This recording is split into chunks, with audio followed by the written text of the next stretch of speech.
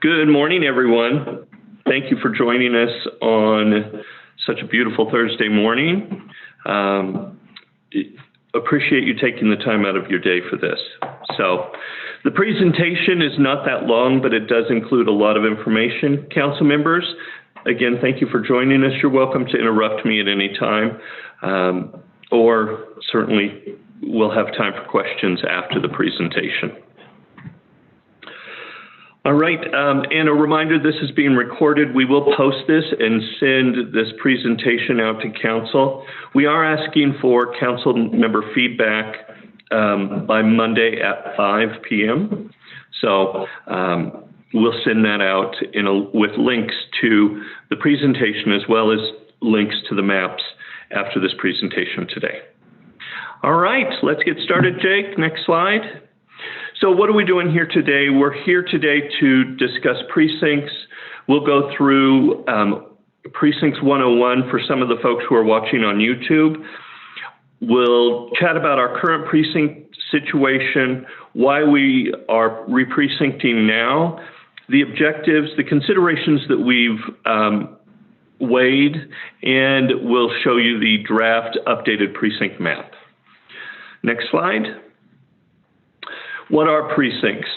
Precincts are a geographic area that holds a number of voters. Those voters share the taxation districts in that area, so special districts, metro districts, school districts, and they share a common ballot style.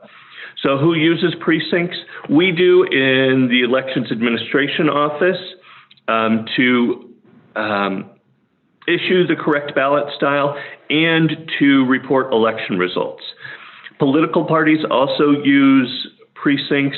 They are the foundation of the county political structure. The precinct chairs are. And they also use them for political reasons, campaigning before or during an election, and for caucuses in even-numbered years. Next slide. This is our current precinct map. We have 37 precincts, and I apologize for talking with my hands there. We've had rapid growth, as council members all know, in the northeast and southwest portions of the county. And next slide, please. Why re-precinct now? Like I said, rapid growth. We have newly balanced wards that were enacted last year. Precincting only relies on voter registration data, not census data, and we're in a very important rare 6-month window where we can not only do the pre-work and educate our community on the new precincts, but we can also update in the voter registration system and double and triple check those updates to make sure that they're correct before we get into an election season. You would think that we would have another window like this in 2023, but really that's the year before a presidential campaign, and the parties will have already been working on their organizational structure. So we try not to do a big re-precincting before a presidential year. Current precincts, we have problems with current precincts because they have non-contiguous splits. This is difficult for judges to issue the correct ballot type. Our current precinct election results cannot be aggregated to roll up by ward or by school district because we have splits that go across ward boundaries. And of course, our population growth has 15 of our precincts currently out of compliance with Title I. Next slide. Our objectives, of course, to comply with Title I, and Title I says that no precinct should have more than 1,500 active voters. Voter population, we want to allow for known immediate growth in areas so that we don't have to re-precinct heavily in 2023. We want easy to understand splits for the election judges. We want to renumber the precincts so they refer to the ward to which they belong. And again, build a data set that allows us to roll up the election results by a larger jurisdiction like ward or school district. Next slide, please. Go ahead, Councilmember Lindstedt. Hey, Todd. Yeah, I was just wondering, does the redistricting process going on at the state level for congressional and legislative districts impact precincts? I thought the precincts had to be, like, say, I hope this would never happen, but say Broomfield got split in two. I thought the lines of those districts for either the legislative or the congressional had to help inform precinct drawing. Is that not the case? That is the case, Councilmember Lindstedt. That's an excellent question.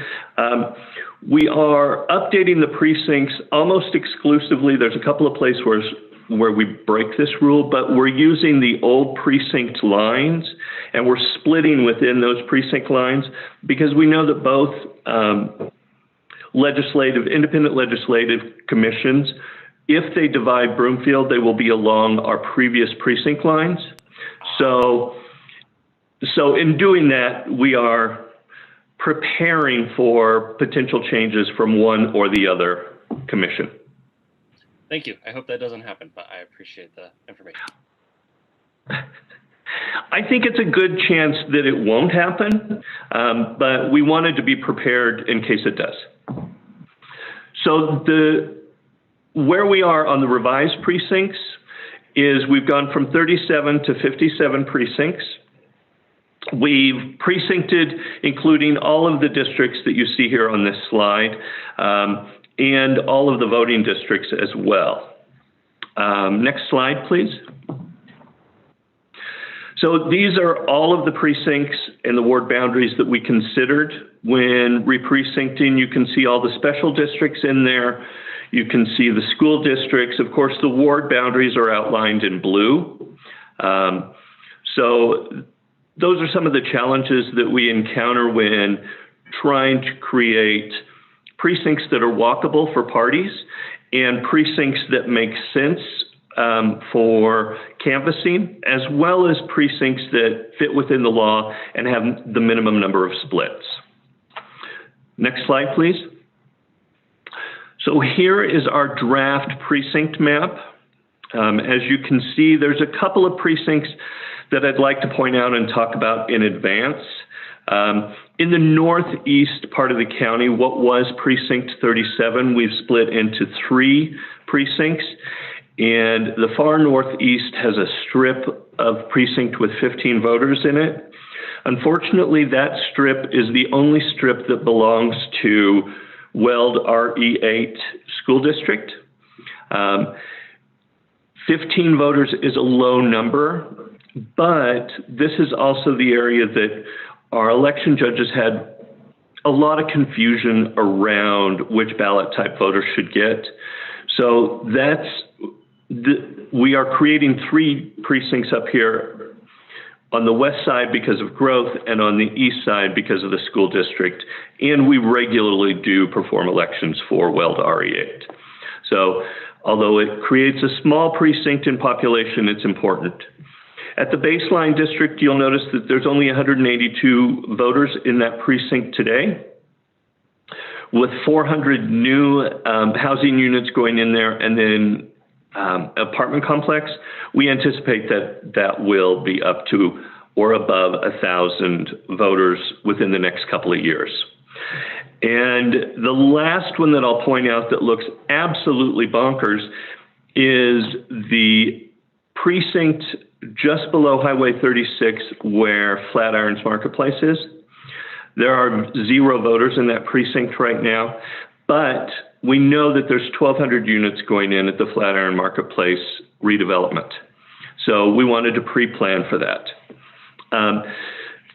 We have been more aggressive in our precinct splitting where we know we have near future pending growth.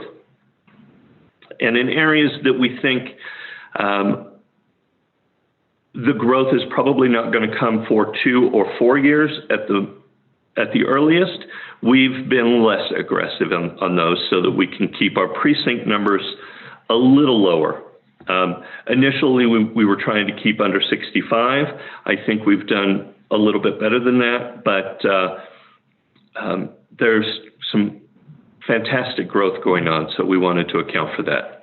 Next slide. So what are our next steps? We want to take any comments from the council members, both live today and, of course, by email. Any comments can be made to electionsdivision@broomfield.org.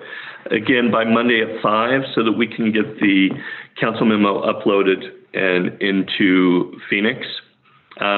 We will go to council with a resolution asking for approval on the new precincts, April 27th. Again, this is a recorded session, and we will post and send that out not only to the council members, but also to our party partners, the party chairs.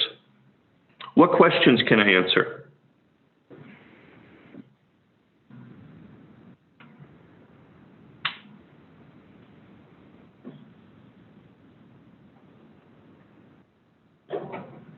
None? Any concerns, council members? All right. Well, with no questions, I will give you back the remainder of the hour. But I very much appreciate you coming and listening, and hopefully this makes the 27th a little easier and a little more informed, so you're not going in unknowingly. Thanks, Todd. Thank you very much. Thanks, Todd. Thank you, Todd. Have a good day, everyone.